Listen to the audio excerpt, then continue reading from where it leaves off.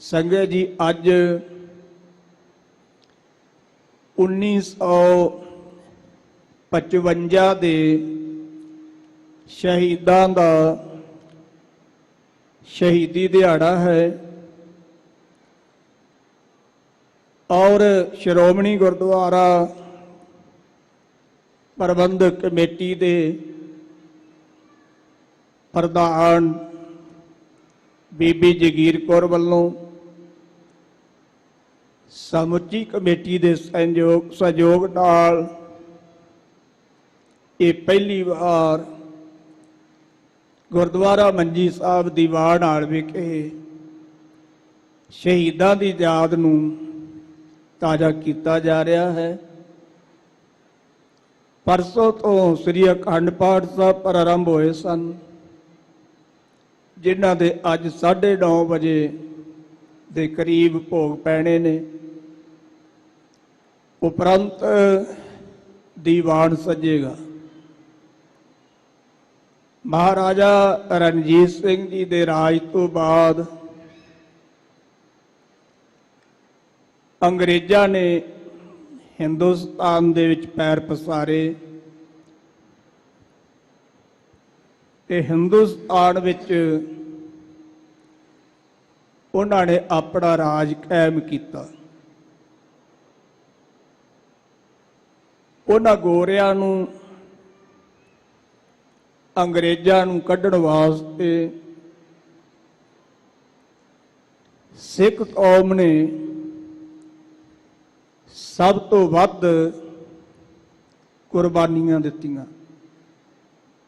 हिंदुस्तान नूं आज़ाद करवाउण वास्ते सिखां ने वध कुर्बानियां दित्तियां। संगत जी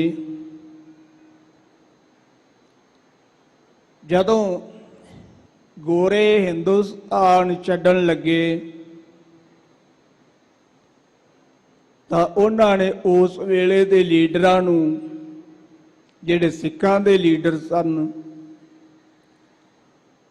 उन्हां नूं कहा सी कि जिवें मुसलमानां ने अपना वक्रा देश, अपना वक्रा घर लै लिया है पाकिस्तान, ते तुसीं भी अपना वक्रा घर लै लवो, तुसीं अपना वक्रा देश लै लवो। पर विद्वान कहते ने पंडित जवाहर लाल नेहरू ने इन्हां लीडरां नूं ऐसी पट्टी पढ़ाई सी, ये कहण लगे जी नहीं असीं तां हिंदुस्तान के साथ ही रहांगे। आखिरकार हिंदुस्तान आज़ाद होया। 1947 की वंड हुई। हिंदुस्तान का पहला प्रधानमंत्री पंडित जवाहर लाल नेहरू बनिया। ਉਹਦੇ प्रधानमंत्री बनन तो बाद साडे लीडर श्रोमणी अकाली दल के प्रधान ते कोई सिख पंडित जवाहर लाल नेहरू दे कोल गए। इन्हां ने जाके कहा पंडित जी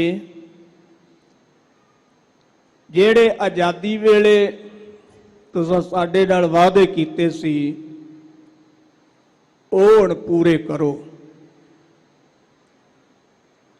पंडित जवाहर लाल नेहरू कहण लगा उस समा उदों ही सी, हुण तुसीं मेरे तो की भालदे हो।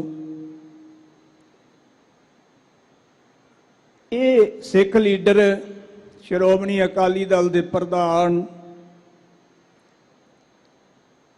संगत जी मास्टर तारा सिंह जी सी सन। ये वापस परत आए। इन्हां ने विचार बढ़ाई कि पंडित का हर थां ते विरोध किया जाए।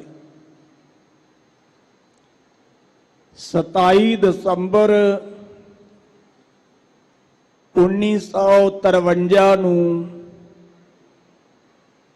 ਫਤਿਹਗੜ੍ਹ ਸਾਹਿਬ ਜੀ ਦੀ ਪਾਵਨ ਧਰਤੀ ਤੇ ਛੋਟੇ ਸਾਹਿਬਜ਼ਾਦਿਆਂ ਦਾ ਅਤੇ ਮਾਤਾ ਜੀ ਦਾ ਸ਼ਹੀਦੀ ਜੋੜ ਮੇਲਾ ਮਨਾਇਆ ਜਾ ਰਿਹਾ ਸੀ ਤੇ ਇਸ ਸ਼ਹੀਦੀ ਜੋੜ ਮੇਲੇ ਤੇ ਕਾਂਗਰਸ ਨੇ ਬਹੁਤ ਵੱਡੀ ਕਾਨਫਰੰਸ ਰੱਖੀ ਸੀ।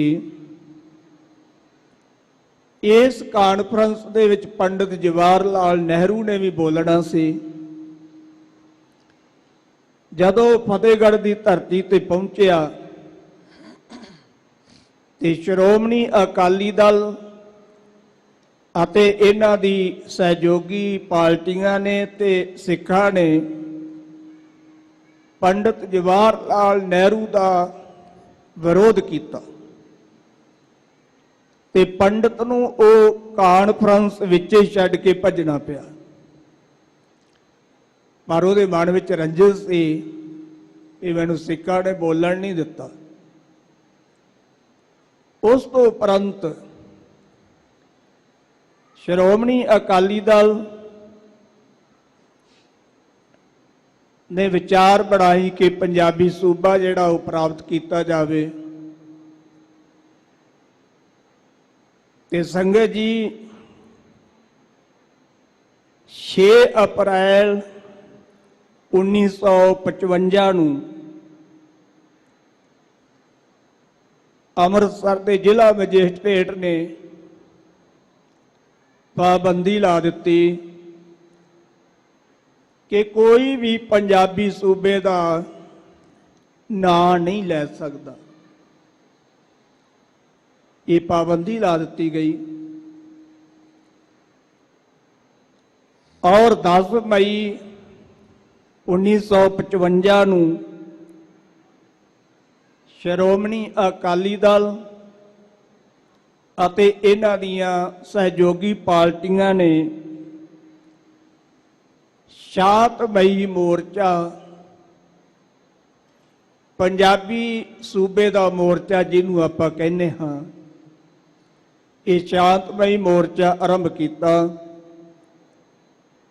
ਸ੍ਰੀ ਅਕਾਲ ਤਖ਼ਤ ਸਾਹਿਬ ਜੀ ਅਤੇ ਸੱਚਖੰਡ ਸ੍ਰੀ ਹਰਿਮੰਦਰ ਸਾਹਿਬ ਜੀ ਦੇ ਸਾਂਝੇ ਵਿਹੜੇ ਵਿੱਚ ਬੇਅੰਤ ਸਿੱਖ ਬੀਬੀਆਂ ਬੱਚੇ ਜਿਹੜੇ ਸੀ ਉਹ ਸ਼ਾਂਤਮਈ ਮੋਰਚੇ ਵਿੱਚ ਸ਼ਾਮਲ ਹੋਏ ਔਰ ਸੰਗਤ ਜੀ ਉਸ ਵੇਲੇ ਦੇ ਮੁੱਖ ਮੰਤਰੀ ਭੀਮ ਸੈਨ ਸੱਚਰ ਨੇ ਔਰ ਅੰਮ੍ਰਿਤਸਰ ਦੇ ਅਸ਼ਵਨੀ ਕੁਮਾਰ ਮਹਾਛਾ ਜਿਹੜਾ ਸੀ ਨਾ, ਇਹ ਉਦੋਂ ਪੁਲਿਸ ਦਾ ਮੁਖੀ ਸੀ, ਇਹਨੂੰ ਕਹਿ ਕਰਕੇ ਦਰਬਾਰ ਸਾਹਿਬ ਜੀ ਤੇ ਹਮਲਾ ਕਰਵਾਇਆ। ਅਸ਼ਵਨੀ ਕੁਮਾਰ ਮਹਾਛਾ ਜਿਹੜਾ ਸੀ ਇਹ 3 ਜੁਲਾਈ ਦੀ ਰਾਤ ਨੂੰ ਜਿਹੜੇ ਪ੍ਰਮੁੱਖ ਆਗੂ ਸਨ ਉਹਨਾਂ ਨੂੰ ਪਹਿਲਾਂ ਇਹਨਾਂ ਨੇ ਗ੍ਰਿਫਤਾਰ ਕੀਤਾ, ਜਿਨ੍ਹਾਂ ਵਿੱਚ ਸੱਚਖੰਡ ਸ੍ਰੀ ਹਰਿਮੰਦਰ ਸਾਹਿਬ ਜੀ ਦੇ ਹੈਡ ਗ੍ਰੰਥੀ ਸਿੰਘ ਸਾਹਿਬ ਗਿਆਨੀ ਭੁਪਿੰਦਰ ਸਿੰਘ ਜੀ ਸਨ। ਸਤਿਕਾਰਯੋਗ ਭਾਈ ਸਾਹਿਬ ਭਾਈ ਮਨੀ ਸਿੰਘ ਜੀ ਤੋਂ ਬਾਅਦ ਜੇ ਗ੍ਰਿਫਤਾਰੀ ਹੋਈ ਹੈ ਤੇ ਉਹ ਸਿੰਘ ਸਾਹਿਬ ਗਿਆਨੀ ਭੁਪਿੰਦਰ ਸਿੰਘ ਜੀ ਦੀ ਹੋਈ ਹੈ। 12:30 ਵਜੇ ਰਾਤ ਨੂੰ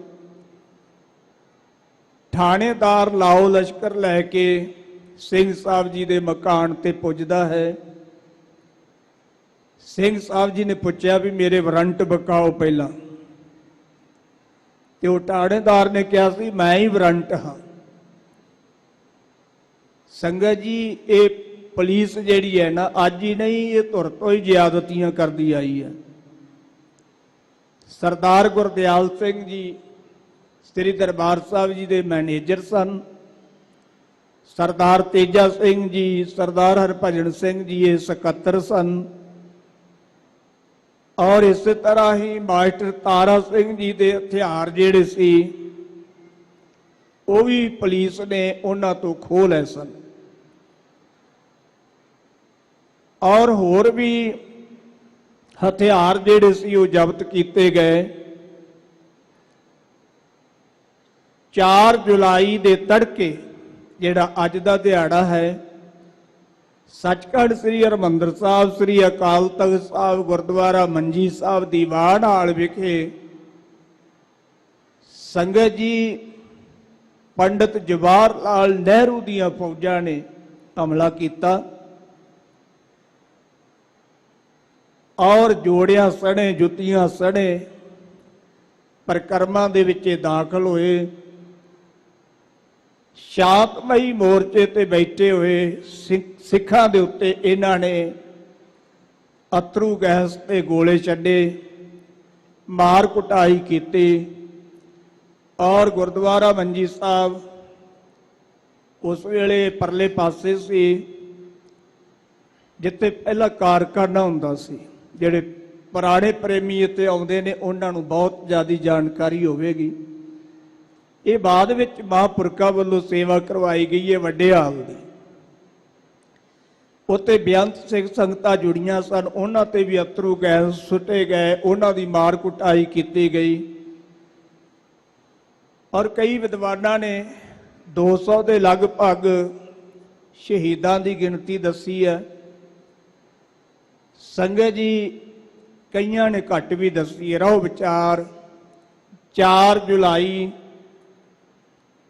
1955 ਨੂੰ ਇਹ ਸ਼ਹੀਦੀ ਸਾਕਾ ਸੱਚਖੰਡ ਸ੍ਰੀ ਹਰਿਮੰਦਰ ਸਾਹਿਬ ਸ੍ਰੀ ਅਕਾਲ ਤਖਤ ਸਾਹਿਬ ਗੁਰਦੁਆਰਾ ਮੰਜੀ ਸਾਹਿਬ ਦੀਵਾਨ ਹਾਲ ਵਿਖੇ ਵਾਪਰਦਾ ਹੈ। ਉਹਨਾਂ ਸ਼ਹੀਦਾਂ ਦੀ ਯਾਦ ਨੂੰ ਅੱਜ ਪਹਿਲੀ ਵਾਰ ਸ਼੍ਰੋਮਣੀ ਗੁਰਦੁਆਰਾ ਪ੍ਰਬੰਧਕ ਕਮੇਟੀ ਵੱਲੋਂ ਸੰਗਤ ਜੀ ਬੜੀ ਭਾਵਨਾ ਦੇ ਸਹਿਤ ਮਨਾਇਆ ਜਾ ਰਿਹਾ ਹੈ। ਬਾਅਦ ਵਿੱਚ ਪੰਜਾਬੀ ਸੂਬੇ ਦਾ ਮੋਰਚਾ ਵੀ ਲੱਗਾ, ਉਹਦੇ ਵਿੱਚ ਬੇਅੰਤ ਗ੍ਰਿਫਤਾਰੀਆਂ ਵੀ ਹੋਈਆਂ, ਫਿਰ ਸਰਕਾਰ ਨੂੰ ਝੁਕਣਾ ਵੀ ਪਿਆ। ਪੰਜਾਬੀ ਸੂਬਾ ਦਿੱਤਾ ਵੀ ਪਰ ਛੋਟਾ ਜਿਹਾ ਦੇ ਦਿੱਤਾ। ਸਤਿਗੁਰੂ ਰਹਿਮਤ ਕਰਨ ਅੱਜ ਆਪਾਂ ਉਹਨਾਂ ਸ਼ਹੀਦਾਂ ਦੀ ਯਾਦ ਵਿੱਚ ਵੀ ਜੁੜ ਬੈਠੇ ਹਾਂ ਜਿਨ੍ਹਾਂ ਨੇ 4 ਜੁਲਾਈ 1955 ਨੂੰ ਸੱਚਖੰਡ ਸ੍ਰੀ ਹਰਿਮੰਦਰ ਸਾਹਿਬ ਸ੍ਰੀ ਅਕਾਲ ਤਖਤ ਸਾਹਿਬ ਗੁਰਦੁਆਰਾ ਮੰਜੀ ਸਾਹਿਬ ਦੀਵਾਨ ਹਾਲ ਵਿਖੇ ਸ਼ਹਾਦਤਾਂ ਪ੍ਰਾਪਤ ਕੀਤੀਆਂ। ਪੰਜਾਬੀ ਸੂਬੇ ਵਾਸਤੇ ਉਹਨਾਂ ਦੀ ਯਾਦ ਸੰਗਤ ਜੀ 9:30 ਵਜੇ ਸ੍ਰੀ ਅਖੰਡ ਪਾਠ ਸਾਹਿਬ ਜੀ ਦੇ ਭੋਗ ਪੈਣੇ ਨੇ, ਉਪਰੰਤ ਦੀਵਾਨ ਵੀ ਸੱਜਣਗੇ। ਆਓ ਪਿਆਰ ਸਹਿਤ ਲੜੀਵਾਰ ਕਥਾ ਜੋ ਆਰਾਮ ਕਲੀ ਰਾਗ ਵਿੱਚ ਚੱਲ ਰਹੀ ਹੈ ਆਪਾਂ ਸਰਵਣ ਕਰੀਏ ਜੀ।